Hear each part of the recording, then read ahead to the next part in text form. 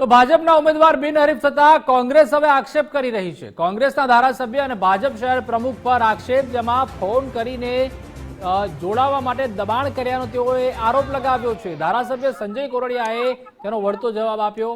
ભાજપ સશક્ત પાર્ટી છે, હજારો કાર્યકરો છે તેવું કોરડિયાએ જણાવ્યું। લોકો ભાજપની વિચારધારા અપનાવી રહ્યા છે અને કહ્યું કે અમે તેમને આવકાર્યા છે।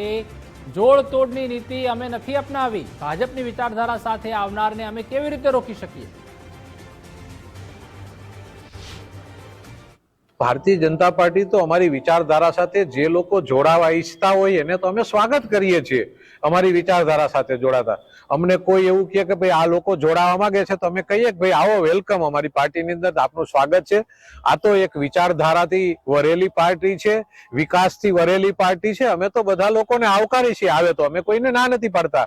અને જે લોકો વાતો કરે છે કે અમે પૈસા કીધું, એ 5 દિવસ પહેલા તમારા કાર્યાલયની અંદર તમારા કાર્યકરો ગાળાગાળી મારામારી કરે અને તમે પૈસાથી ટિકિટ વેચાતી આપો છો, એ આક્ષેપ કરે છે। આ બધું તમારું જે ખેલો છે ને, એ ખેલો જોઈને મૂંઝાઈ ગયા છે।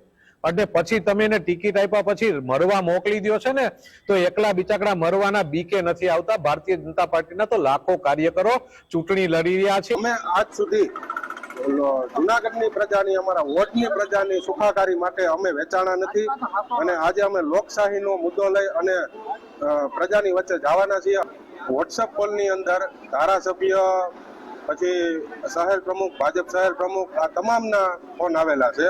વોટ્સએપની અંદર આજે વોટ્સએપ કોલમાં આ ધારાસભ્યનો ફોન